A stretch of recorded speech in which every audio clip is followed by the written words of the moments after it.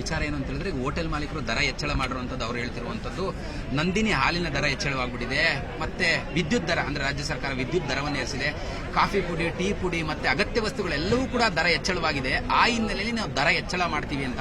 ಈ ಹಿನ್ನೆಲೆಯಲ್ಲಿ ಸರ್ಕಾರಕ್ಕೆ ನೀವೇನಾದ್ರು ಮನವಿ ಮಾಡುವಂತದ್ದು ಇಲ್ಲ ಹೋಟೆಲ್ ಮಾಲೀಕರಿಗೆ ಏನಾದ್ರು ಕಿವಿ ಮಾತು ಹೇಳುವಂತದ್ದು? ಎರಡೇ ಪಾಯಿಂಟ್ ತಾವು ಹೇಳ ತಮ್ಮ ಪ್ರಶ್ನೆ ಒಳ್ಳೆ ಪ್ರಶ್ನೆ. ಈಗ ಹೋಟೆಲ್ ಮಾಲೀಕರುಗಳಿಗೆ ಅಂತ ಹೊರೆ ಏನಾಗೋದಿಲ್ಲ. ನಾನು ಹೇಳಿರೋ ಪ್ರಕಾರ ಅದು ಅವರು ಸ್ವಲ್ಪ ವೈಜ್ಞಾನಿಕವಾಗಿ ಮಾಡಿದ್ರೆ ಹೊರೆ ಆಗೋದಿಲ್ಲ. ಸರ್ಕಾರ ಮಾತ್ರ ಅವರು ಚಿಂತನೆ ಮಾಡಬೇಕು. ಸರ್ಕಾರ ಈಗ ಸರ್ಕಾರದವರು ಇಂದಿರಾ ಕ್ಯಾಂಟೀನ್ನಲ್ಲಿ ಕಡಿಮೆ ಬೆಲೆಯಲ್ಲಿ ಖಾರಬಾತ್, ಕೇಸರಿಬಾತ್, ಕಾಫಿ ಮಾರ್ತೀರಿ.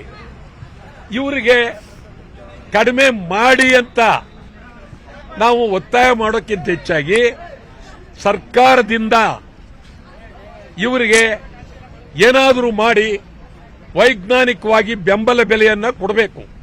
ಇದು ಒಳ್ಳೆಯದು. ಯಾಕೆಂತಂದ್ರೆ ನೀವು ಬಸ್ನಲ್ಲಿ ಪ್ರಯಾಣ ಉಚಿತ ಮಾಡಿದ್ದೀರಿ, ಹೆಣ್ಮಕ್ಳಿಗೆ ಬಹಳ ತಾರತಮ್ಯ, ಗಂಡಸರಿಗಿಲ್ಲ, ಬಹಳ ಅನ್ಯಾಯ ಇದು.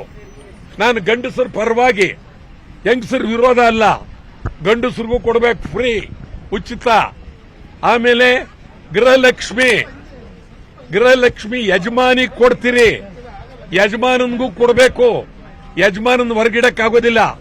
ಆದ್ರಿಂದ ಒಟ್ಟಾರೆ ನೀವೇನಾದ್ರೂ ಮಾಡಿ ಸರ್ಕಾರ ಬೆಲೆ, ಹೋಟೆಲ್ ಬೆಲೆ ಇಳಿಬೇಕು. ಅದಕ್ಕಾಗಿ ನಾವು ಅನೇಕ ವಿನೂತನ ಚಳುವಳಿಗಳನ್ನ ಮಾಡಿದ್ದೇನೆ. ಇವತ್ತು ಏನಿರುತ್ತೆ ಸರ್ ವಿಶೇಷ? ಕಡುಬಲ್ಲ, ದಯವಿಟ್ಟು ಕ್ಷಮಿಸಬೇಕು. ಮುದ್ದೆ, ರಾಗಿ ಮುದ್ದೆ, ರಾಗಿ ಮುದ್ದೆಗೆ ₹1. ರಾಗಿ ಮುದ್ದೆ ರೇಟು ಇವತ್ತೇನಾಗಿದೆ ಅಂದ್ರೆ ₹50. ನಾವು ₹1ಗೆ ಒಂದು ರಾಗಿ ಮುದ್ದೆ ಸಾಂಬಾರ್ ಮಾರೋ ಮೂಲಕ ರೇಟು ಇಳಿಬೇಕು. ಸಾಮಾನ್ಯ ಜನರಿಗೆ ಹೋಟೆಲ್ ತಿಂಡಿ ರೇಟು ಇಳಿಬೇಕು ಅಂತೇಳಿ ಕಳಕಳಿಯಿಂದ ಒತ್ತಾಯ ಮಾಡ್ತೀನಿ. ಎಷ್ಟು ಸಾಧ್ಯವಷ್ಟನ್ನ ಇಳಿಸಬೇಕು. ಈಗ ಏರ್ಸಿರ್ತಕ್ಕಂಥದ್ದು ವೈಜ್ಞಾನಿಕ ಅಲ್ಲ. ಮತ್ತು ಹಾಲಿನ ದರ ಏರ್ಸಿದ್ದು ಸರ್ಕಾರ ಅತ್ಯಂತ ಅಗೌರವ. ಯಾವಾಗಲೂ ₹3 ಒಟ್ಟಿಗೆ ಹಾಲು ಏರ್ಸಿರ್ತಕ್ಕಂಥದ್ದು ಸರಿಯಲ್ಲ. ಹಾಲಿನ ದರ ಇಳಿಸಲೇಬೇಕು. ಸರ್, ಈಗ ಕೊನೆಯದಾಗ ಒಂದು ಪ್ರಶ್ನೆ ಏನಂತ ಹೇಳಿದ್ರೆ, ಇವತ್ತು ಹೋಟೆಲ್ ದರ ಹೆಚ್ಚಳವಾಗಿದೆ ಅಂತೇಳಿ ತಾವು ಮುದ್ದೆನ ₹1 ಕೊಡ್ತಾ ಇದ್ದೀರಾ. ಮದ್ಯದ ದರ ಹೆಚ್ಚಳವಾಗಿದೆ ಅಂತ ಮದ್ಯಪ್ರಿಯರಿಗೆ ಏನಾದ್ರು ಮದ್ಯವನ್ನೇನಾದ್ರು ಕಡಿಮೆ ದರದಲ್ಲಿ ಖಂಡಿತ ನೀವು ಹೇಳಿ ಗೊಳೆ ಆಯ್ತು. ಮದ್ಯಪ್ರಿಯರು ಅವ್ರ ಪಾಪ ಯಾರಿಗೂ ಫೋನ್ ಮಾಡಿಲ್ಲ ನೋಡಿ, ಯಾವ ಪಾರ್ಟಿಯವ್ರಿಗೂ ಮಾಡಿಲ್ಲ. ವಾಟಾಳ್ ನಾಗರಾಜ ಸರಿ, ಇವರೇ ನಮ್ಮ ನಾಯಕರು.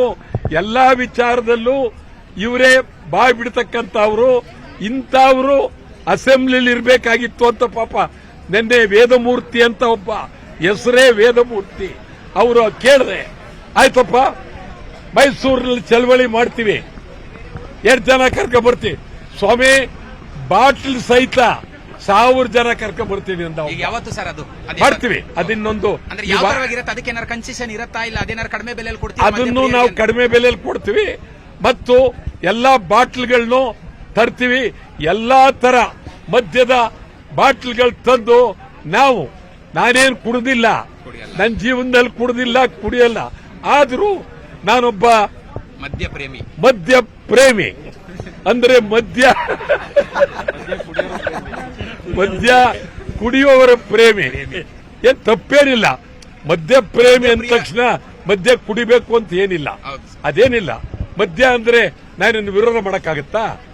ಇಲ್ಲ, ಮದ್ಯ ಸುರಿ ಅನ್ನಕ್ಕಾಗಲ್ಲ. ಮದ್ಯ ಸರ್ಕಾರವೇ ಮಾಡ್ತಾರೆ, MSIL ನಿಂದ ಸರ್ಕಾರವೇ ಮಾಡ್ತಾರೆ. ಆದ್ರಿಂದ ಮದ್ಯದ ಬಗ್ಗೆ ಅಸಡ್ಡೆ ಬೇಡ. ಮದ್ಯ ಪಾನ ಮಾಡೋರನ್ನ ನಿಮಗೆ ಸರ್ಕಾರಕ್ಕೆ ತಾಕತ್ತಿದ್ರೆ ಸಂಪೂರ್ಣ ಮದ್ಯ ನಿಲ್ಲಿಸಿ. ಇಲ್ಲ, ಮದ್ಯ ಕೊಡೋ ಸರ್ಕಾರವೇ ಮಾಡ್ತಾ ಇದ್ದೀರಿ ಅಂದ್ಮೇಲೆ ಅವ್ರದ್ದು ರೇಟ್ ಜಾಸ್ತಿ ಮಾಡಬಾರ್ದು.